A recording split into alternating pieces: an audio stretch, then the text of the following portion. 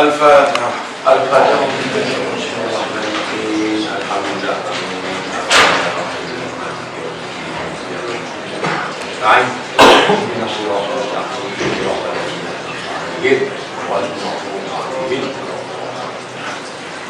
InsyaAllah kita mulakan kita punya kuliah pada pagi ini dengan sama-sama kita berzikir insyaAllah. Jadi bila saya berzikir, tuan-tuan, perempuan semua bisa ikut sama berzikir. Berzikir dengan penuh semangat insyaAllah. Jadi supaya bila kita berzikir, jiwa kita kena bertenang, damai, bahagia insyaAllah. Jadi mudah-mudahan bila kita berzikir, syaitan-syaitan yang datang mengganggu kita, sampai kita mengantuk dengan ceramah, akan cabut lari insyaAllah. Boleh? Jadi bila saya berzikir, tuan-tuan kena berzikir dengan penuh semangat. Okay? Asmi Rabbi Jalla Allah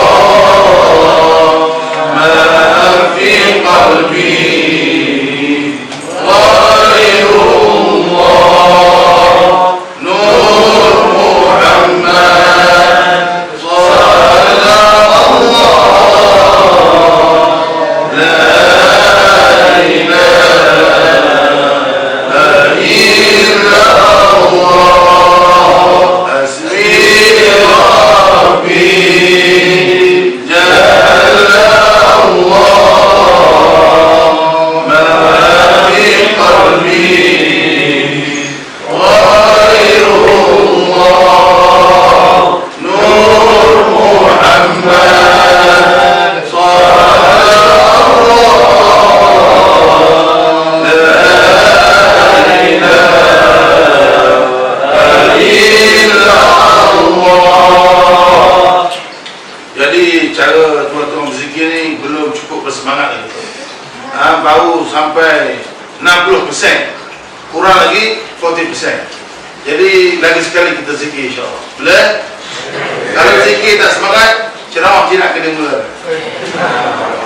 Ini kuat-kuat sikit Allah.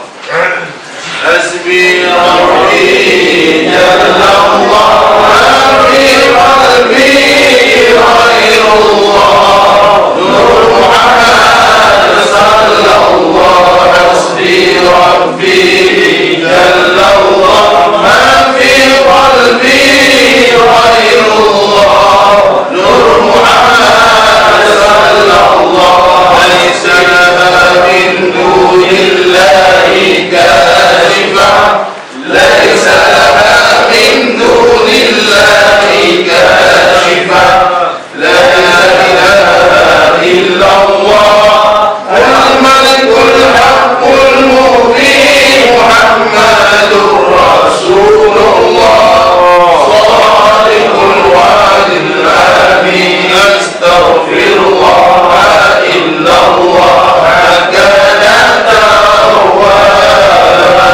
astaghfirullah innallah kana tawwab astaghfirullah innallah kana tawwab astaghfirullah innallah kana tawwab astaghfirullah innallah kana tawwab tubna ila Allah wa raja'na ila Allah wa nadimna ala ma fa'ala tubna ila Allah wa raja'na ila Allah wa nadimna ala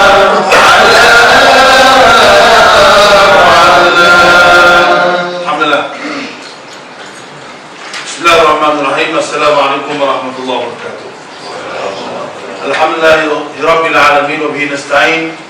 Alladhi anzala as-sakinata fi qulubil mu'minin. Alladhi arsala rasulahu bil huda wa dinil haqq liyudhhirahu 'ala ad-din kullihi walau karihal musyrikun. Wassalatu wassalamu ala Muhammad khatamin nabiyyin sayyidil mursalin imamil muttaqin wa ala alihi wa sahbihi wa sallam ajma'in. Allahumma dzakirna minhuma nasina. Ya Allah, ingatkan kami apa yang kami lupa. Wa 'allimna minhuma jahilna. Ya Allah, ajarkan kami apa yang kami tidak tahu. Wa anfa'na bima 'allamtana. Ya Allah, manfaatkan ilmu yang kami belajar. Allahumma yassir wa la tu'assir. Ya Allah, permudahkanlah kami, janganlah kau payahkan kami. Wa tammim bil khair, sempurnakanlah urusan kami. Rabbi zidna ilman warzuqna fahman. Ya Allah, tambahlah kami ilmu dan kefahaman. Allahumma inna na'udzubika minal hammi wal hazan.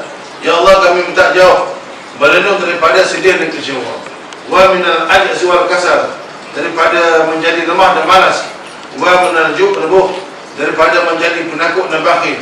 Wa minal kufr wal faqr, daripada bahaya kekufuran dan kefakiran.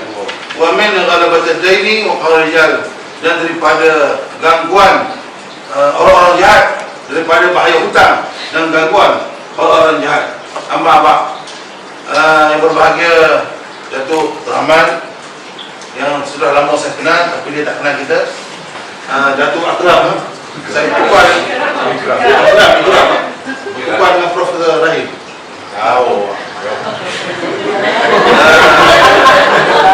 Sama saya Ustaz Syukri. Sahabat-sahabat muslimin dan muslimat, mudah-mudahan semuanya mendapat rahmat dari Allah Subhanahu wa taala. Lagi sekali, assalamualaikum warahmatullahi wabarakatuh. Jadi tuan-tuan, puan-puan sekalian, anda semua pada pagi ini anda sedang bersama saya, Ustaz Abu Hasan Asy'ari. Ustaz Abu Hasan Asy'ari dalam slot kuliah duha pada pagi ini. Jadi mudah-mudahan kita punya diskusi perbincangan pada pagi ini insya-Allah boleh menambah ilmu kita, menambah iman kita, memperbanyak amal kita, mempererat hubungan ukhuwah antara kita, seterusnya mendekat ke telinga Allah Subhanahu wa taala. Jadi terima kasih banyak kepada pihak penganjur Cik Zul yang sudi menjemput saya untuk hadir berkongsi ilmu pada pagi ini. Jadi mudah-mudahan kehadiran saya, kehadiran kita semua pada pagi ini di majlis ini insya-Allah ada baik kepada saya, ada baik kepada anda semua dalam usaha kita untuk sama-sama hidupkan majlis-majlis ilmu yang bermanfaat. Jadi ulama bagi tahu kepada kita banyak bukti-bukti bagi menunjukkan pentingnya ilmu ni. Banyak bukti-bukti bagi menunjukkan pentingnya kita hadir ke majlis-majlis ilmu. Nah, saya nak sebut kepada puan-puan sekalian sebelum saya baca kitab, bukti-bukti pentingnya ilmu. Bukti-bukti pentingnya kita hadir ke majlis-majlis ilmu. Yang pertama, pentingnya ilmu boleh catat. Saya suka mula-mula saya mencatat dulu. Kalau ada pena, ada pensel, ataupun save dalam kepala saya. Nah, sebab orang-orang Rahman Brothers ni semua bijak-bijak. Betul tak? Dia tak betul ni. Okey, so bukti pertama pentingnya ilmu. Nabi bila sampai ke Madinah Al-Munawwarah, Nabi yang pertama Nabi buat masjid. Nabi tak sibuk buat rumah sendiri, walaupun rumah tak ada lagi. Nabi hanya menumpang di rumah Abu Ayyub Al-Ansari. Nabi tak sibuk buat pasar, kasih sahabat-sahabat berniaga. Yang pertama Nabi buat masjid. Mengapa Nabi sibuk buat masjid? Supaya majlis ilmu berjalan di masjid. So pentingnya ilmu hadir ke majlis ilmu. Yang pertama Nabi buat masjid di Madinah Al-Munawwarah sebab Nabi sampai ke Madinah. Yang kedua, pentingnya ilmu dan majlis ilmu ni sehingga Nabi banyak kali tak keluar perang. Zaman Nabi berlaku 54 kali peperangan. Nabi keluar perang sebagai ketua, komandan, sebagai panglima perang sebanyak 27 kali. Nabi tak keluar perang 27 kali. Balance. So mengapa Nabi tak keluar perang? Sebab Nabi duduk di Masjid Nabawi, Nabi duduk Madinah mengajar. Kalau semua pakai keluar perang, siapa pula nak mengajar? Kalau semua jadi polis askar, siapa pula nak jadi penceramah? Tapi kalau semua jadi penceramah pun tak ada orang nak dengar ceramah. So pentingnya ilmu ni siapa Nabi tak keluar perang sebab nak mengajar, duduk di Madinah Al-Munawwarah. Disebut dalam Al-Quran, wa ma kana lil mu'minuna liyunziruna kaffah. Nah, Allah bagi tahu, Allah tegur. Mengapa pakai semua pakai keluar perang? Mengapa tidak ada ta'ifatun minhum liyatafaqahu fid din? Mengapa tidak ada satu kumpulan manusia yang mendalami agama? Wal yunzaru qaumuhum idza raja'u ilaihim la'allahum yahdharun. Mengapa tidak ada satu kumpulan manusia mahir agama, faqih agama, dan mereka balik ke kampung-kampung memberi nasihat. So penting kita hadir majlis ilmu ni. Okey, bukti yang ketiga pentingnya ilmu ni, sehingga bila kita lahir saja kita akan diazankan ataupun dihukumkan. So bila azan tu dah masuk proses ilmu dah. Allah Maha Besar, tidak ada Tuhan melainkan Allah. Baiklah kita menuju kepada kejayaan. Ada seorang artis daripada Indonesia, perempuan, dia buat tatu di belakang dia, hayya 'alal falah, Arab je. Dah semangat al-falah tu, tapi buat tatu patut sesuai. Saya bukan tengok, tertengok. Dalam majalah. Semangat kemajuan, hayya 'alal falah. Okey. Jadi bukti pentingnya ilmu, lahir diazankan, diberi ilmu dah. Nak mati pun diajar mengucap. Nak mati pun dah beri ilmu lagi, diberi masih lagi diberi ilmu. Dah bagi tahu, mengaji ni minal mahdi ila lahdi, daripada buaya sampailah ke daerah. Siapa pun kita, dia ada master, dia ada PhD pun mesti sambung belajar lagi. Belajar formal ataupun tidak formal. Dah. Yang keempat, pentingnya ilmu dan majlis ilmu ni, sehingga Imam Asy-Syafi'i rahimahullah, Imam Syafi'i, imam kita, dia bagi tahu sesiapa yang jadi imam, macam Ustaz Syukri ni imam, jadi sesiapa yang jadi imam maghrib, imam subuh, dan dia tahu lepas maghrib, lepas subuh ni ada majlis ilmu yang akan berjalan, maka dia kena ringkaskan diri. Kan biasa kita lepas solat macam bilik kan, kita zikir kan. So seorang imam kata Imam Syafi'i, seeloknya bila habis solat maghrib, subuh, dia kena cepat habiskan wirid supaya nak beri peluang kepada majlis-majlis ilmu berjalan. Ilmu wajib, wirid tu sunat saja.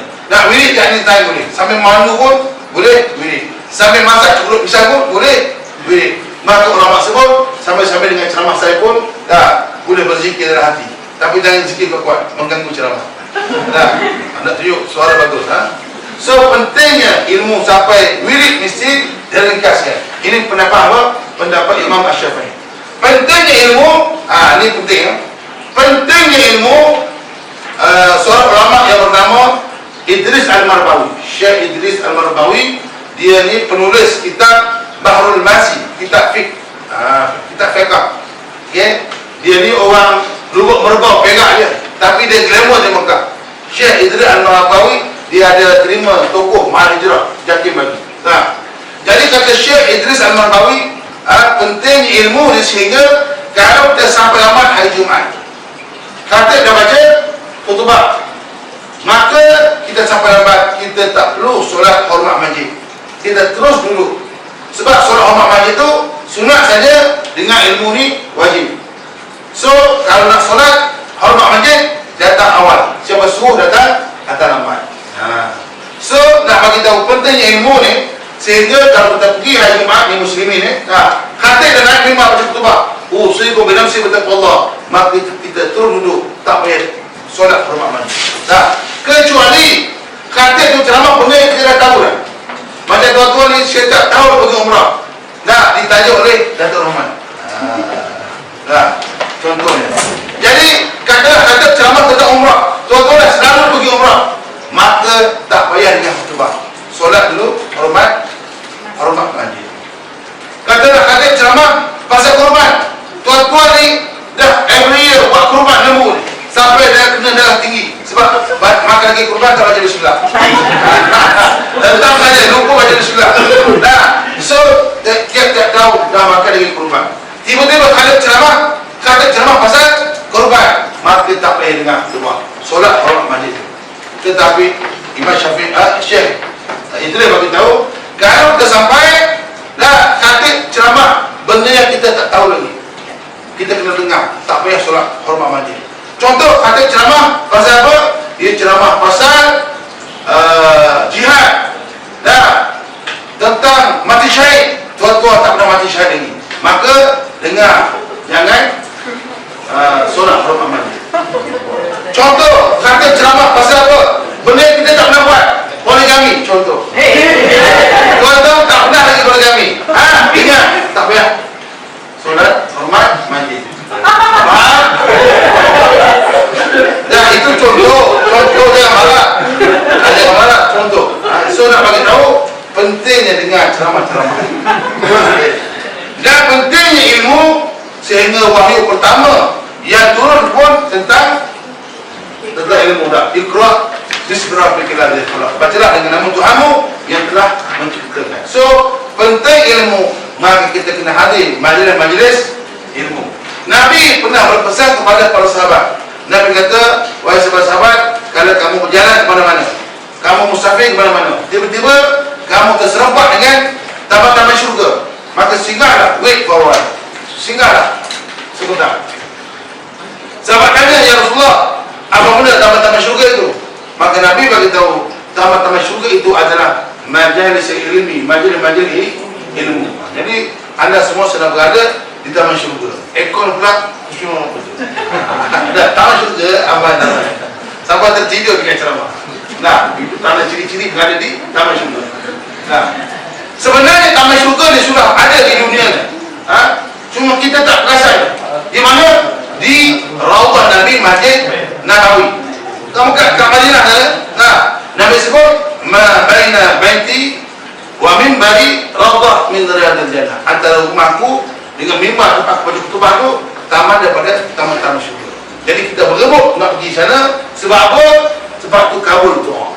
Makbul doa.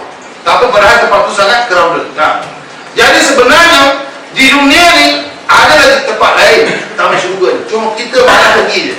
Selain daripada Madinah taman syurga, dah majlis ilmu ini pun taman syurga. Tengok siap makanan terhidang. Taman syurga. Belum ceramah dah makan. Sawah tak tenang. Kalau makan dulu dah. Dia sunnah gini. Nabi dulu sebelum ceramah makan dulu. Nabi nak pujuk sahabat-sahabat Abu Jahal pula kan. Sebelum ceramah makan dulu. Tapi kita lain. Kita ceramah dulu baru makan. Kalau makan dulu makan belah kenyang. So kita tukar. Okey. Jadi pada pagi ni saya datang, saya nak baca kitab. Saya ni tak suka berceramah tanpa sumber. Jadi kitab yang saya bawa ni adalah kitab karangan Syekh Ibnu Hajar Al-Asqalani. Nama kitab saya bawa ni kitab karangan Syekh Ibnu Hajar Al-Asqalani. Nama sebenar Syekh Ibnu Hajar ni nama dia Syekh Ahmad Syihabuddin bin Ali bin Muhammad bin Asy-Syafi'i. Dia ni bermazhab Syafi'i. Nama sebenarnya Syekh Syihabuddin. So dalam kitab ini, dalam kitab Syekh Ibnu Hajar ni dimasukkan hadis-hadis Nabi dan nasihat para sahabat, tabi'in, tabi'in, dan dimasukkan juga nasihat daripada ulama-ulama sufi. Ulama-ulama sufi ni dia lebih hampir kepada Allah Subhanahu wa taala. Sebab dia fikir pasal dosa setiap hari. Dia bimbang dia ni terlibat dengan dosa. So dia selalu buat tazkiyatun nafs. Dan dia selalu self-correction, buat muhasabah diri. So dalam kitab ni pada pagi ni saya nak baca nasihat daripada seorang ulama sufi. So pada pagi ni saya nak baca nasihat daripada Syekh Hatim Al-Asam. Dan nasihat yang saya nak baca ni adalah nasihat daripada Syekh Hatim Al-Asam. Dia ni ulama sufi. Ulama sufi ya. Kita ni ulama fiqh ada, ulama tajwid ada. Nah, ulama sufi ada. Ulama macam-macam lah. Nah, okay. Jadi Syekh Hatim Al-Asam ni ulama sufi. Dia ni macam juga Syekh Abdul Qadir Al-Jilani. Rabatul Adawiyah, Hasan Basri. Dah, Imam Al-Ghazali, Hujjatul Islam. Lama lagi ya. Syekh Bahuddin An-Naqsbandi, Syekh Abdul Hasan Asy-Syadzali. Saya Abu Hasan Asy'ari lain ya. Okey. Jadi apakah nasihat daripada Syekh Hatim Al-Asam? Boleh dengar. Okey. Kata Syekh Hatim Al-Asam, dia kata apa? Al-adilatu minasyaitan. Gopoh gapak kalau kamu nak cepat dia inhari, itu amalan syaitan. Nak cepat dia kelang kabut, gopoh gapak, gaduh tu kalau orang perhatian nak cepat. Dalam majlis tiba-tiba dah keluar, gaduh nampak nak cepat. So gopoh gapak ni amalan syaitan. That means tak elok untuk dibuat, diikut dah. Kalau kita bawa kereta laju, laju dari kampung, tak sampai kampung, sampai hospital. Kalau kita makan laju tak sempat punya, kata makan 40 kali punya, tapi kita telan saja, so cepat kena diabetes. Saya baca buku perubatan, harus cepat bahaya. Adapun imam solat tarawih, cepat sangat solat tarawih, nak kejar 20 rakaat. Akhirnya esok Tok Imam kena pergi mengurut, sakit belakang, kena bayar duit pula, habis pakai Tok Imam. So apa pun cepat pun bahaya. Laki kata bina anak kita terus terima, oi bahaya, tak siasat tu, cepat terima, tiba-tiba gay, bahaya. Tahu gay tahu. Jangan terima bahaya tu. Nampak beriman tapi gay. Jadi sebab itulah ulama kata gopok apa ni amalan syaitan, jangan buat. Tak bahaya kau. Gopok apa? Dulu last minute hantar assignment. Itu bahaya sih. Sebab tu markah kena aja. Kena yang lama masa di universiti ni. Dah. Okey. So tidak boleh gopok apa kecuali illa disebut sini illa fi khamsati mawadhi, kecuali dalam 5 perkara. Tak boleh bawa kapal, tapi boleh dalam 5 perkara. Mengapa boleh? Why boleh? Disebut sini fa innaha min sunani Rasulullah. Kerana ini sunnah Nabi. Memang tak boleh, hukum asalnya tak boleh cepat-cepat gaduh-gaduh. Make up cepat-cepat pun comot jadi. Pergi juga sini. Boleh dalam 5 perkara. Sebab apa? Sebab Nabi pun buat begitu. Apakah 5 perkara? So pada pagi ni kita nak bincang 5 perkara. Untuk next kita bincang nasihat lain pula, yang juga dalam kitab ni. Kitab ni kalau mengaji betul 2 tahun tak habis. Okey. Yang pertama kita kena buat cepat. Ada 5 perkara. Yang pertama kena cepat. Disebut it'amud dhar idza nazala. Cepat hidangkan makanan kepada tetamu bila tetamu sudah masuk rumah. Kecuali tak masuk-masuk.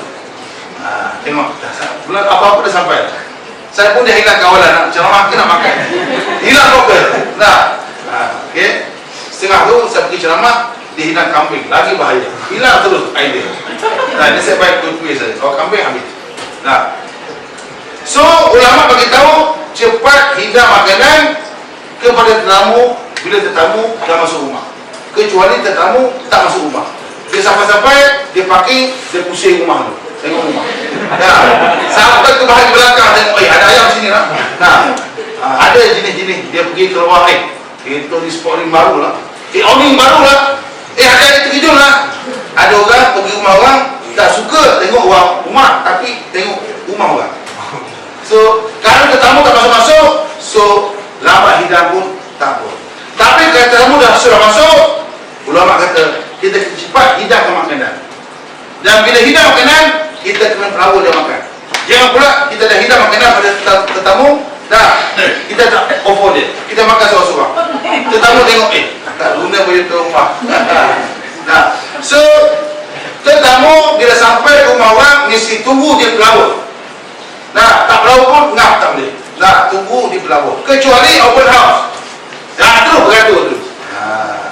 So satu ulama bagi tahu ada 5 perkara yang kena cepat. Antaranya yang pertama, cepat hidang makanan kepada tetamu bila tetamu sudah masuk rumah. So ulama bagi tahu kita wajib layan tetamu 3 hari. Kita wajib layan tetamu 3 hari. Hari keempat ke 5 ni sunat saja. Jadi oleh kerana wajib layan tetamu 3 hari, maka hari pertama kena special. At least sup gearbox. Tahu sup gearbox? Ada tulang tu. Sediakan straw sekali. Yang kedua, at least sate kambing. Hari ketiga kena special sebab wajib kita layan tamu ni 3 hari. Hari ketiga, at least spaghetti. Tahu spaghetti? Saya sebut tak pandai. Hari keempat, kelima, pucuk ubi pun tak apa. Pucuk ubi, pucuk paku, budu pun tak apa. Tapi hari pertama, kedua, ketiga kena special. Kecuali mak kita kena always special. So appreciate tetamu ni amalan yang mulia. Dan sebenarnya ulama-ulama zaman dulu, orang-orang hebat zaman dulu pun appreciate tetamu. Nah, macam Abdul Muttalib datuk Nabi. Nah, bila orang-orang datang ke Mekah berniaga, nah, daripada Hadramaut, daripada Yaman, daripada Syria, mana-mana datang berniaga di Mekah. Bahkan di Mekah ni ada satu pasar namanya Sukun Ukas, pasar Ukas. Kalau kita macam Tesco Giant sekarang. Nah, dan di pasar tu ada penyanyi-penyanyi sengaja menyanyi bersyair untuk attract customer. Nah, kalau kita sekarang Jamal Abdullah, Ning Bajura, siapa lagi? Maui. Insya betul. Nah, tapi Malaysia ni tak ada yang tarian kuda, belum ada. Ada? Mana tadi? Kuda. Jadi umat Arab zaman dulu ramai datang berdagang ke Mekah. Maka Abdul Muttalib sediakan makan minum dan seumpama. Air zam-zam semua. So umat dulu suka appreciate kita. Umat Arab ni yang saya baca kitab, dah mereka zaman dulu kalau tetamu datang mereka sangat bangga. Bahkan mereka sebelum tidur mereka letak api pelita di luar rumah supaya tetamu musafir lalu ada rumah lah, boleh singgah ambil bekalan, ambil ubat dan seumpama. Dan mereka sedih. Sorry, handphone buah dia berguna.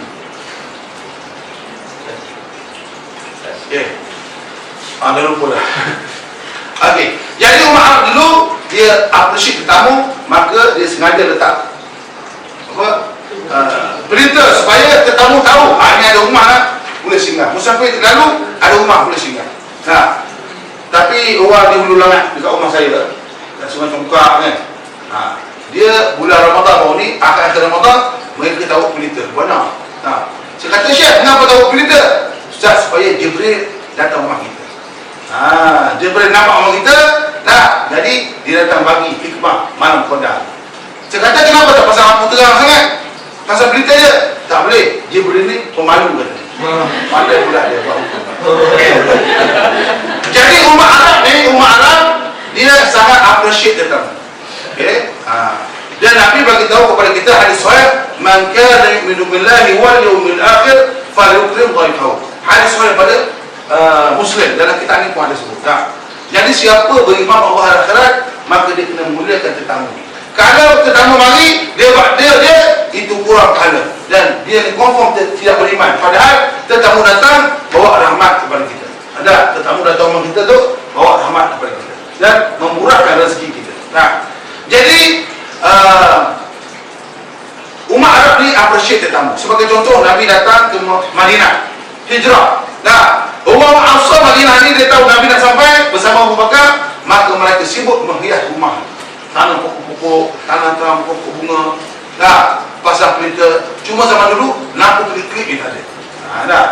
Jadi bila Nabi sampai saja mereka berebut, ya Rasulullah, askum ma'ana, ya Rasulullah, duduk bersama kami, tinggal bersama kami. Sampai Nabi pun pening. Rumah mana Nabi nak pergi? Nabi pening. Semua rumah cantik-cantik. Nabi kata beginilah, aku kau dah pening nak pilih mana rumah. Aku sedap pada unta aku. Di mana unta parking, kat situlah Nabi berhenti menginap. So Nabi suruh unta pilih. Unta pun pilih. Unta pun pening. Sebab apa? Cantik je rumah. Saya nak bagi tahu hebatnya Nabi. Nabi ni hebatnya Nabi. Sehingga Nabi sampai semua orang berebut nak berkawan dengan Nabi. Tapi kita cuba kita balik kampung. Balik pula dah dia. Dia ni makan banyak ni. Saya nak bagi tip bahagia. Jangan selalu balik kampung. Saya dulu pernah selalu balik kampung. Tiap-tiap minggu balik kampung. Hari pertama, minggu pertama dia layan. Adik-beradik layan. Hari kedua layan. Kali ketiga, pergilah ambil sendiri makanan kat dapur. Tapi kalau kita jarang balik, 3 bulan sekali balik. Dia layan betul, sekalian betul. Balik pula, follow sikit. Confirm kas layan. Jangan salam kosong tadi. Okay. Jadi yang pertama, kata Syekh Hatim Al-Asam, kita kena raikan tetamu. Tetamu bila datang ke rumah orang, ada syarat. Makan apa yang dihidangkan saja. Katalah ada roti, makan roti. Ada biskut, minum biskut. Jangan pula, biskut je, sakit tak ada ke? Ada melampau tetamu je. Itu nak kena halal ke? So tetamu makan apa yang dihidangkan saja. Nah, dan tuan rumah hidangkan kepada tetamu apa yang dia mampu. Jangan pula buta nak beli kambing, jangan. Nah, dia hidang kalau dia sadin lah. Gunakan sadin di rahmat. Ada. Nah, kalau Maggi lah. Hidangkan apa yang simpul-simpul yang dia mampu. Nah, dan tetamu kalau kita pergi rumah orang, kita jangan bising. Balik kampung, usaha puasa tu dia hidang Maggi ya. Tak boleh itu. Dah mengaibkan tuan rumah. Cuma tuan-tuan saya bagi tahu, kita kalau kita nak sambut tetamu, jangan pilih kasih. Tetamu tu siapa pun kita layan sama saja. Nah, tapi ada kes-kes berlaku tapi saya terpaksa bagi tahu. Ada kes-kes bila buat open house dia ada sikit. Pilih-pilih kasih. Nah, ini bahagian orang hebat. Orang kaya, VVIP. Ini bahagian orang biasa saja. Ini beratur banyak. Sana ada kambing. Dia terhidang. Jadi saya ni berceramah. Saya ceramah rumah-rumah Datuk, rumah Tan Sri, rumah tu saya ceramah. Ceramah di kilang-kilang, ceramah di kementerian-kementerian. Jadi saya selalu dihimpuk untuk hadir open house. Bila saya sampai, saya tengok sana beratur. Sini ada VIP. Jadi saya tak tahu aku ni VIP ke bukan VIP. Saya pun menyuruh masuk bagai kambing sebab ada kambing sana. Tak boleh tahan kambing. Kat sana air sirap saja. Sana jus. Saya menyuruh masuk. Sebab ada kambing. So kalau boleh kalau kita raih kita tamu jangan beza-beza. So sana kambing saya pun menyuruh masuk bagai kambing. Tahu kambing? Makan kambing. Kambing makan kambing. Betul makan kambing tu. Kambing ni sunnah. Nabi kata ittakhazal ghanam fa inna barakah. Kamu kena makan kambing ada keberkatan. Nabi kata al-ghanamu barakatul mawdu'ah. Kambing ni keberkatan yang ditinggal-tinggalkan. Sebenarnya kambing sangat afdal dia makan. Dia kurang kolesterol compare dengan lembu. Tapi orang kafir ni bila dia benci Nabi sampai kambing pun dia hina. Dia kata, kambing ni panas, kambing ni darah tinggi. Tengok orang kafir. Bila dia benci Nabi, kambing pun dia kutuk. Macam bahawa ni dia buat filem hina Islam, hina Nabi. Padahal kambing ni bukan punca darah tinggi. Yang saya baca buku perubatan, punca darah tinggi bukan kambing. Punca darah tinggi adalah santan, garam dan stres sebab gaji tak naik. Itu sebenarnya punca. Betul? Macam takut ya tu. So, makanlah kambing. Macam isteri saya, dia beli susu kambing. Comel. Dia alam. Okay. So yang pertama, appreciate tamu. Kena cepat. Yang kedua, ulama sebut yang kedua kena cepat. Tajhizul mayit idza mata. Cepat menguruskan jenazah bila confirm mati. Tak mati, jangan lagi. Cepat kebumikan jenazah bila confirm mati. Tak mati, sabar dulu. Sebab berlaku di Indonesia, dia siap mandi, siap kapan, tiba-tiba bangun kawan tu. Boleh mati, bawa dia tambah. Ini berlaku saja. Doktor pun tak boleh buat. Ingat doktor pun silap jangkaan. So, confirm mati, maka cepatlah diuruskan jenazah. Yang saya baca kitab, kita mesti cepat ke bumi jenazah. Mati dulu asal dah ke bumi. Kalau cepat lagi baik. Tak perlu tunggu anak balik UK ke apa. Tak perlu tunggu. Selama sampai 4-5 hari. Tak perlu tunggu. Ini menyeksa mayat. Sebab kalau mayat dia beriman, dia cepat nak bertemu Allah Subhanahu Wa Taala untuk dapat iman. Kalau mayat ni banyak dosa, kubur pula tak sabar. Tak sabar nak hentam dia. Cepatlah datang. Kubur nak ngap dia. So, kita mesti cepat kebumikan jenazah. Jangan tunggu 4-5 hari. Seksa si mati. Tak tunggu anak balik, saudara mara balik. Sebab yang menjamin keselamatan si mati adalah amalannya, bukan keluarga dia dan seumpamanya. Ulama bagi tahu, bila kita mati, yang kita ke kubur 3. Yang pertama, amalan kita. Kedua, anak isteri kita, keluarga kita. Ketiga, harta benda kita, mesti disebut kita. Tapi bila kita mati di bumi, yang kekal bersama kita siapa? Amalan kita. Harta balik, kereta mesin balik, isteri pun balik dan kau balik. Itu tak tahan. Yang kekal amalan kita. So amalan tu yang menyelamatkan kita, bukan anak-anak. So cepat ke bumi. Dan yang saya baca kitab, kalau kita mati di mana, kat situlah kita kena ke bumi kan. Seeloknya begitu. Nah, macam saya ni orang Kelantan. Nah, so berceramah di sini selama wilayah cari makan kat sini rezeki. So elok kalau mati kat sini, ke bumi kat sini. Saya dapat beritahu anak saya. Nah, mati tak payah balik ke jauh-jauh. Nah, siapa mana? Johor, tak payah balik ke Johor. Sebab kalau balik ke Johor kena sewa van jenazah. Kena bayar berapa pula mahal. Kalau van jenazah ada aircon, ada gemahan. Kalau kita ahli dia, lagi murah sikit, tapi ratus. Ustaz tidak. Boleh, orang jauh. Asli orang ratus. Van jenazah ada gemahan. So kalau mati sini Ustaz, jangan balik ke boleh. Ke bumi kat sini saja. Sebab kalau sewa van jenazah, tiba-tiba pancit pula. Ada kes dah van jenazah tu dah nak masuk balik kampung, masuk kereta. Dah tiba-tiba mati tengah jalan. Pukul 2 pagi. Bayangkan. Ekor rosak. Maka jenazah tu panas. Bangun dia. So lebih afdal yang saya baca kitab, kalau kita mati di mana, kat situlah kita ke bumi kan. Tak payah bawa ke jauh. Sebab Nabi wafat di Madinah. Nabi asal mana?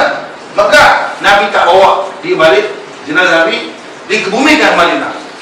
Mulianya bumi Madinah kerana adanya makam Rasulullah. So mati di mana? Mati di mana? Di situlah kita kebumikan. Macam zakat fitrah. Zakat fitrah kan? Kita afdal bayar kat Selangor wilayah sebab kita kerja kat sini. Tapi boleh juga kat mana-mana, tapi lebih afdal di sini. Muslimin sama dengan. So setakat ni faham lah. Kita zikir sikit. Subhanallah walhamdulillah wa la ilaha illallah wallahu akbar. Subhanallah walhamdulillah wa la ilaha illallah wallahu akbar. Subhanallah walhamdulillah wa la ilaha illallah wallahu akbar. Subhanallah walhamdulillah wa la ilaha illallah wallahu akbar. Okey, kita sambung. Baru ni bulan Ramadan, ada orang tanya saya, Ustaz, kalau kita jumpa malam qada, kita nak minta apa? Dia macam confident dapat malam qada. Saya kata kalau kita dapat malam qada, kalau kita mimpi jumpa Rasulullah, jangan heboh-heboh. Dzalika fadlullah yu'ti man yasha. Itu adalah kelebihan Allah beri pada orang tertentu. Jangan heboh-heboh. Jadi dia tanya lagi, Ustaz, memanglah kita tak nak heboh, tapi saya tak tahu nak minta apa. Kalau jumpa, ada bimbang. Kalau Ustaz minta apa? Dia kata saya pula. Saya kata, kalau saya minta special. Apa benda? Dia siap, saya banyak catat. Saya kata, dah banyak tahu saya minta. Saya kata, ya Allah, kalau setiap malam bulan Ramadan, dan bahkan di luar Ramadan pun saya sebut, ya Allah, aku nak mati hari Jumaat, malam Jumaat, di bulan Ramadan, di Mekah ataupun Madinah. Saya doa gitu dah lama, bertahun-tahun. Sejak saya mula mengkaji kitab. Jadi mengapa saya minta mati malam Jumaat? Sebab mati malam Jumaat ni selamat daripada azab kubur. Nabi sebut la yabla asyuratu nafarin, ada 10 golongan selamat daripada azab kubur. Antaranya an-nabi, para nabi, al-ghazi yang berjuang di perbatasan, hafiz Quran, yang hafal Quran.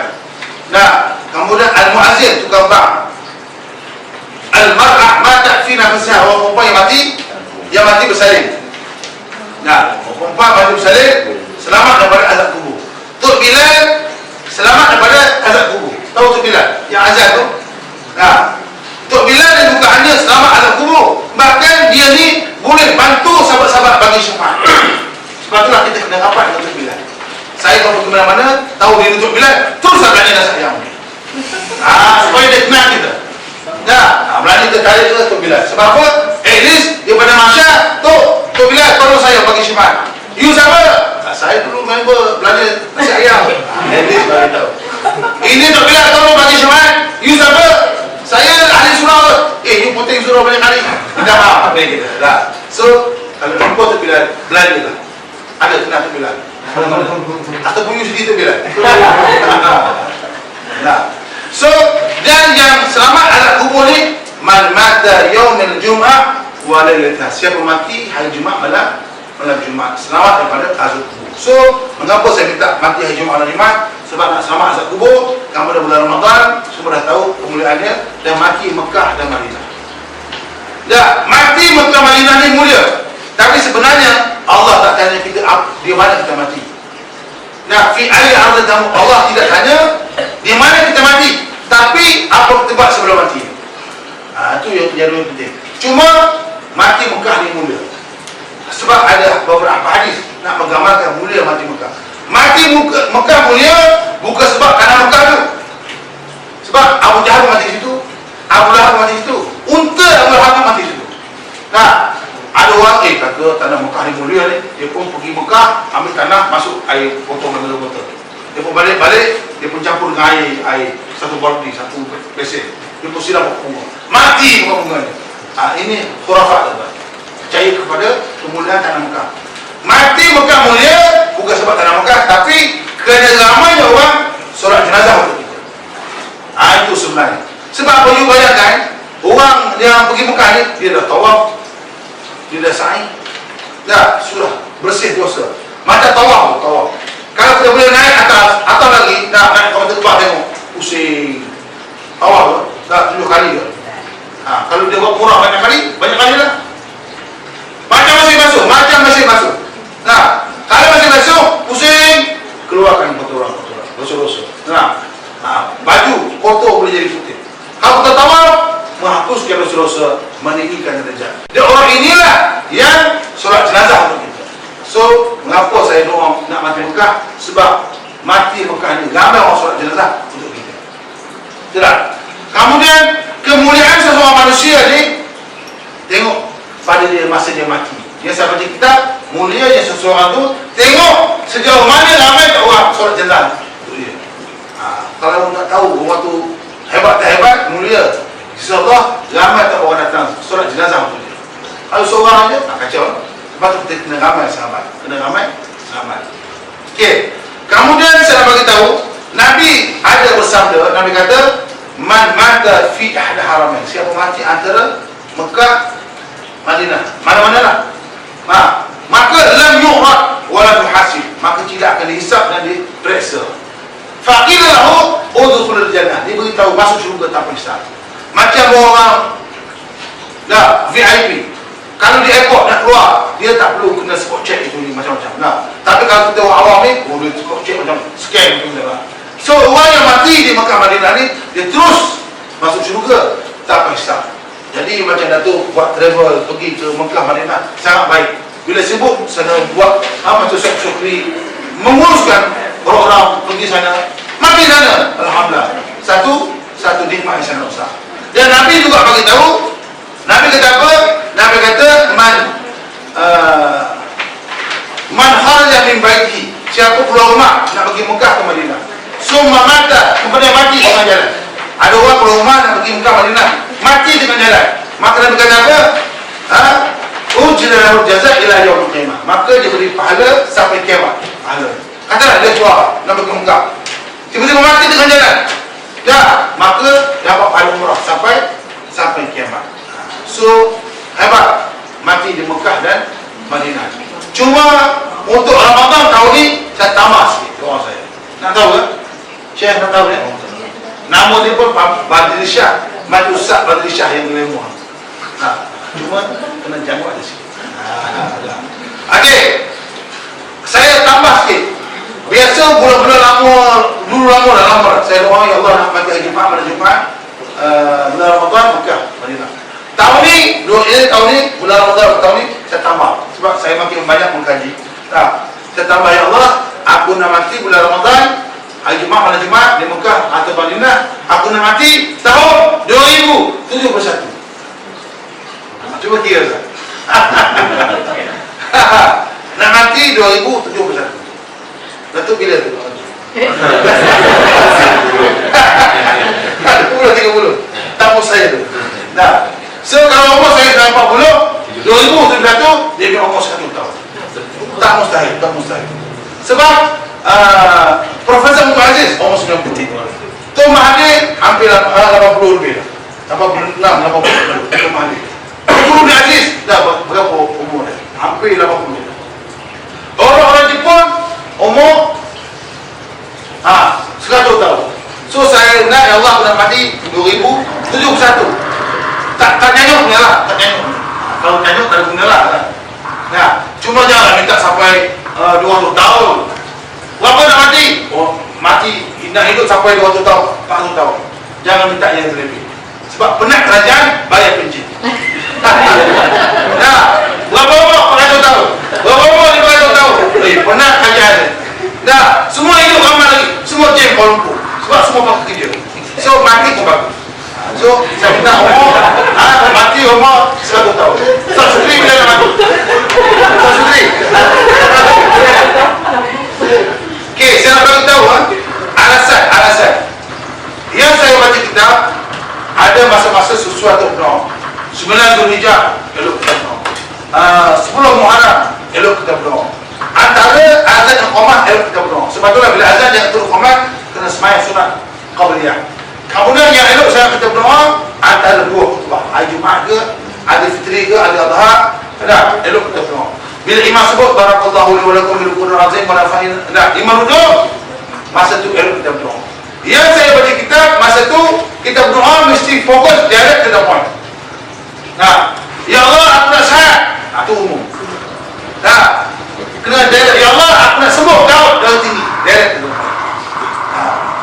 Katalah tuan-tuan, jumpa dengan menteri, jumpa dengan Datuk Menteri, Datuk minta projek apa? Projek apa lah? Susah tak dia nak bagi?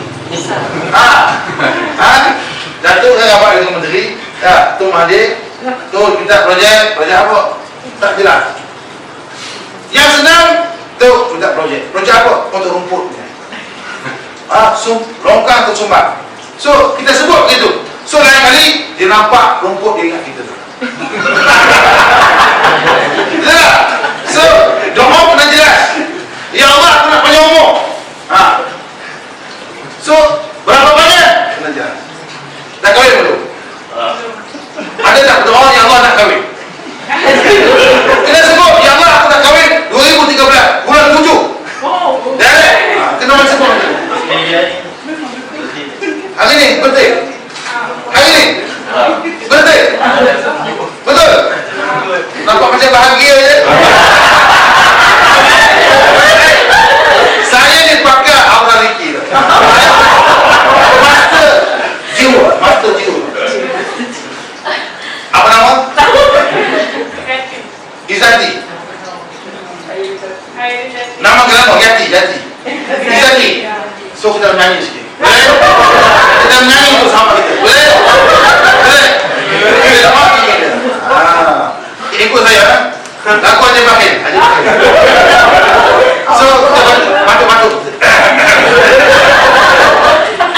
Izati kita menyanyi tu. Dah satu mula bahagia je. Okay. Allah selamat. Suara. Fokus ni. Baik dalam. Suara tak keluar. Ini belum sempat sarapan tu. Okay, untuk naik Izati. Siapa lagi hanya dia ni? Siapa lagi? Jangan mengaku dia. Jangan pula aku mengaku. Okay, itu dia bawah.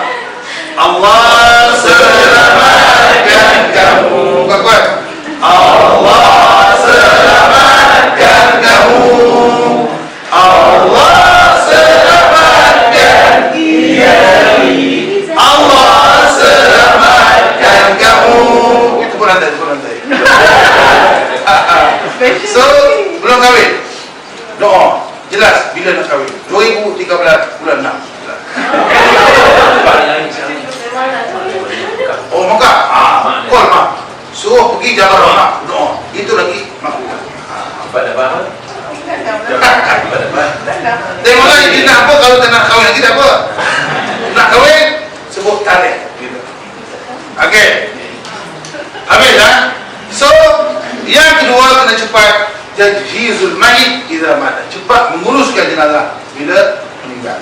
Yang ketiga, yang kena cepat. Yang kena cepat kata Syekh Hatim Hasan, kena cepat adalah tazwijul bint idza balagha. Cepat kahwinkan anak dara bila dipinang orang. Ini bukan saya kata, bukan saya mengada-ngada dalam kitab. Tak saya main mana? Dah, cepat mengahwinkan anak dara bila dipinang orang. Itu ulama begitu. Yang saya baca kitab, bukan hanya anak perempuan kena cepat kahwin, anak lelaki pun kena cepat kahwin. Siapa belum kahwin? Nampak risau. Sebab daripada tadi dia, saya tengok belik. Risau betul apa?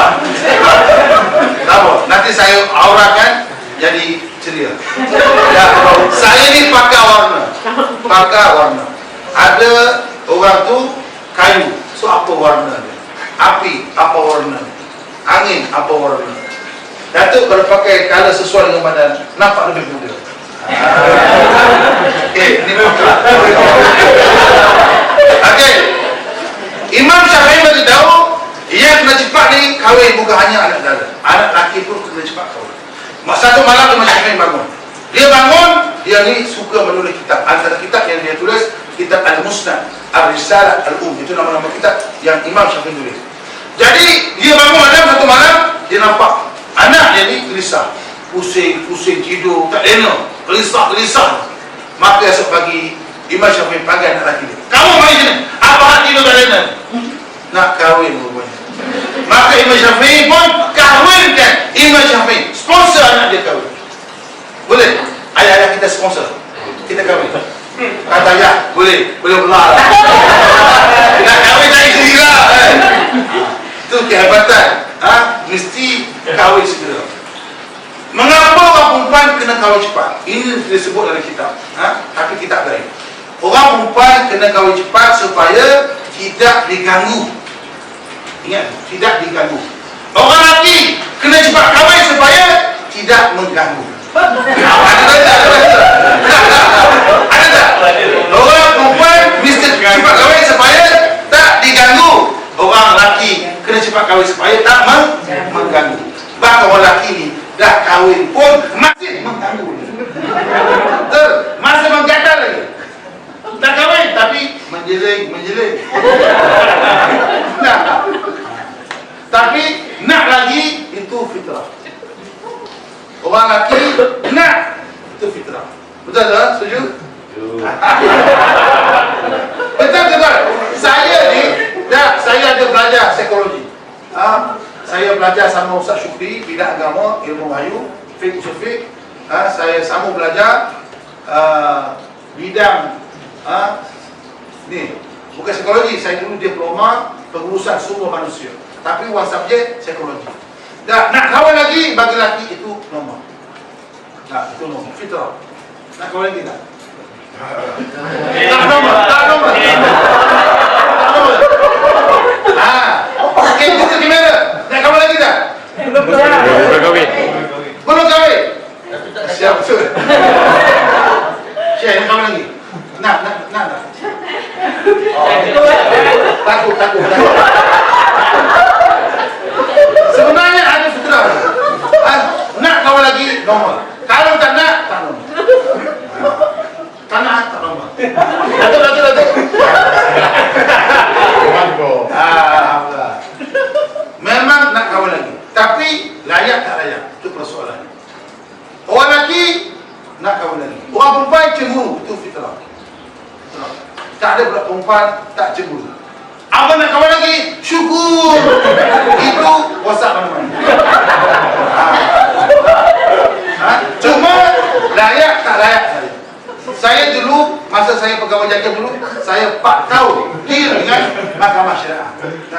Tapi yang menentukan layak tak layak adalah mahkamah. Kalau isteri benarkan, tapi mahkamah tengok, tak layak, maka tidak boleh berkahwin lagi. So, don't worry, be happy please. Okay, yang keempat, yang kena cepat. Qada'ud dain idza wajaba. Cepat bayar hutang bila berhutang. Jangan buat mak lupa pula. Memberi hutang lebih mulia daripada memberi sedekah. Hutang wajib dibayar. Hutang duit kena bayar. Tapi kalau sikit-sikit elok dihalalkan. Elok dihalalkan. Katalah sahabat kata call kita, Syekh minta maaf lah aku banyak hutang. Berapa? RM1. Allah. Berapa hutang? RM10. Kacang. Berapa hutang? 100. Sahabat punya pasal. Berapa hutang? 1000. Bayar lah. Tak bayar boleh kerap lah. So hutang wajib dibayar. Disebut idza tadayantum bidaini ila ajalin musamma faqtu. Bila kamu berhutang sampai tempoh tertentu kamu kena bayar. Hutang tak bayar ni mati syahid pun tak settle. Nah, tapi hutang budi dia lebih hutang. Nah, Datuk beri peluang kepada anda semua bekerja berkhidmat dengan Rahman Brothers. So macam mana nak balas? Dengan kuat bekerja tanpa mengira penat lelah. Dah, punchcard jangan pergi sana. Kalau boleh datang awal, balik lambat. Boleh? Boleh. Tak apa dengar. Boleh? Boleh. Tak dengar. Saya boleh? Boleh. Datang awal, balik lambat. Tapi jangan datang sama-sama. Datang bekerja. Itu cara kita nak appreciate balas budi. Ulama bagi tahu, hidup dan bahagia, ingat jasa orang kepada kita. Lupakan jasa kita pada orang. Ingat jasa orang, mak ayah jasa, alim ulama jasa, Datuk Rahman jasa. Ingat jasa orang pada kita. Lupa jasa kita pada orang, supaya kita tak ungkit-ungkit. Ingat silap kita pada orang, lupakan silap orang pada kita. Ingat silap kita pada orang, supaya kita cepat minta maaf. Dan silap orang pada kita maafkan dia. Boleh? Fa'fu anhum wastaghfir lahum wa syawirhum fil amr. Itu dalilnya. Okey, yang terakhir, Syekh Hatim bagi tahu yang kena cepat at-taubatu minaz zambi idza farata. Cepat bertaubat daripada dosa bila terlanjur. So kita zikir sikit insya-Allah. Boleh? Boleh. Kuat boleh? Boleh. Tubna ila Allah wa raja'na ila Allah wa nadimna ala ma fa'alna. Dapat. Tubna ila Allah wa raja'na ila Allah wa nadimna ala ma fa'alna. Lagi sekali. Tubna ila Allah wa raja'na ila Allah wa nadimna ala ma fa'alna. Jadi mudah-mudahan kita punya diskusi pada pagi ini menambah ilmu kita, menambah iman kita, menambah semangat kita untuk lebih dekat dengan Allah Subhanahu wa taala insya-Allah. Jadi yang penting amalkan ilmu walaupun sedikit. Dalam kitab ini disebut khus ma safa wa da' ma kadar. Ambil yang baik, tinggalkan yang tak baik. Kalau saya ada terkasar bahasa, maafkan saya. Akhir kata penutup bicara bersyukur atas nikmat bersabar dengan ujian. Terima kasih daripada saya Ustaz Hasan. Assalamualaikum warahmatullahi wabarakatuh.